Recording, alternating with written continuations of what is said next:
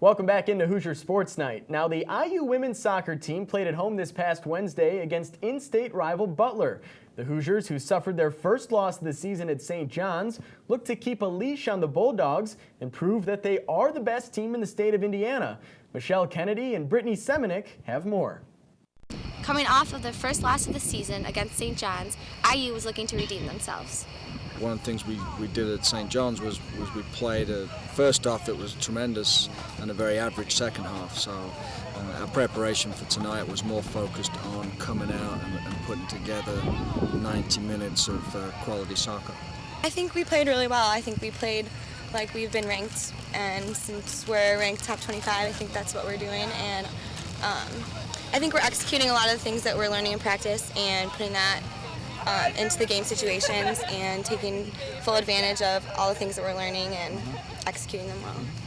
The Hoosiers scored in the 79th minute when freshman Orianica Velasquez Herrera followed up off of a deflection made by Butler goalie Jessica Shine. They made a nice save and they bounced back to her, and I think it was one of those where we stayed on top of it because then the ball slid over to Liz, another good save or block, and then Ori put the ball in the back of the net. And I just opened my body up and went for a shot, and Ori came to the back post to finish. So Wednesday's win continues the Hoosiers' hottest start in team history. At Bill Armstrong, I'm Kennedy, Hoosier Sports Night. With IU's 8th win on Wednesday night, it is clear that IU is definitely being dominant on the field. It seems as if everything is going for IU girls soccer right now. At times, I think in the past few years, this team has gotten caught up into the Big Ten, run fast, play big and strong and chase things, and it's not the way I've been recruiting, so I don't think it's really built into it hasn't been our advantage. But this fall is a continuation of us saying, no, we're going to connect passes, we're going to play shorter passes, play more connection, and the harder we work at that in practice and the harder we get the confidence to put it in place in games, we get good results. Just have to go into every game knowing that we're going to execute and play well and that we can win versus anybody.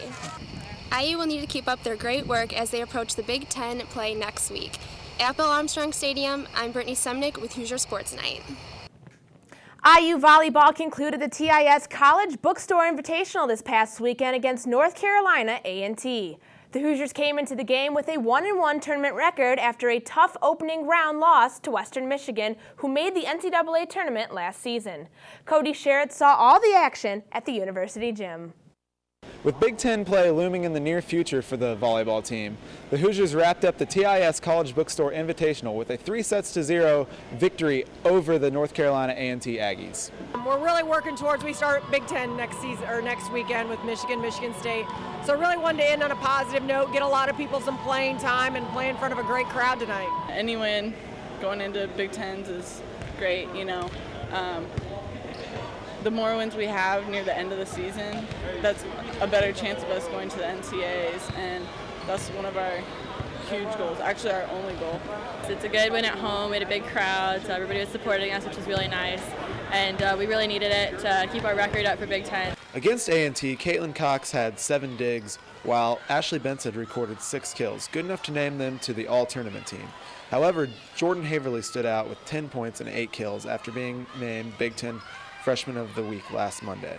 It was a really nice acknowledgement to get, and it just made me motivated to keep playing really well and step up to the occasion for the matches this week and just keep doing what I was doing. That's tough to be a freshman and have a lot of burden. She plays 6 rotations, which is really hard. So she's a primary passer. She's serving tough balls, she's hitting, she's blocking, she's doing all these things. So I'm really proud of her. To come in and play a lot as a freshman against some good competition during the preseason. I think she's come through and she's learned a lot about herself and about the team. The Hoosiers have a big week ahead in preparation for the University of Michigan on Friday. At University Gym, I'm Cody Sharrett, Hoosier Sports Night.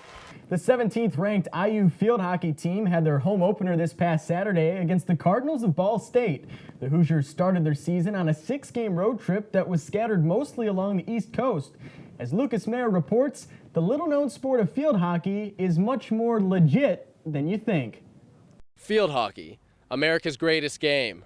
Hard-fought battles that often result in shattered shins. IU showed off their ability against Ball State, claiming a late victory 2-1. It's that kind of game where you get a lot of shots, a lot of goal-scoring opportunities, and you keep finding the goalkeeper. And so we just, I think today just kept trusting it, kept going, and eventually, we got the go-ahead goal. I feel like late comeback kind of tests us more and kind of makes us a better team, because an easy win, we get to practice and control the ball and stuff like that, but when you have to fight for it, you're really working on what you're going to have to do in hard games. So I think it's better to have games like this where you're really working hard. Just shows we can play the full game. We worked hard, we played bad first half, but second half we played well. We played the whole way through and we pulled it out. Well, we start Big Tens next weekend with playing Ohio State, and I think we expect to be in the top of the Big Ten, and we're really hoping to do some good things this year. And hopefully if we score more goals next weekend and play, just step up our game a little bit, we'll come out on top. Indiana's expectations are high, but their top 20 ranking doesn't put any extra pressure on the team. We take it one day at a time, so we don't really think too much about where we're ranked or what we have to lose. It's really how do we improve tomorrow? How do we get better? How do we keep striving, to be a great team and not be satisfied with where we are? I think it's good for us. I think we are giving ourselves more respect now, and it's good for other people to know we're coming. This team has a lot of leadership. I think we've missed expectations the last 2 seasons. I think there's a determination and really an underlying hunger to prove to themselves and just to get this program back up where it can be. The Hoosiers have momentum going into Big Ten play. They plan to ride heart and hustle to a conference championship. From the IU field hockey field, I'm Lucas Mayer, Hoosier Sports Night. This weekend proved to be a hard-fought one for the 8th-ranked men's soccer team, and it began Friday night when the Hoosiers took part in the Akron tournament against the #1 Zips.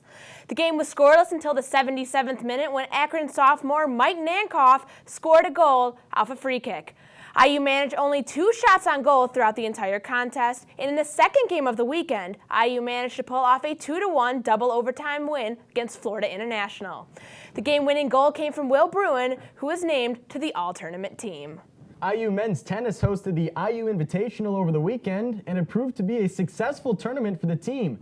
Junior Santiago Gruder and freshman Josh McTaggart both came away with tournament titles. In a very competitive third-set match against Xavier's Bobby Day, Gruder came away victorious.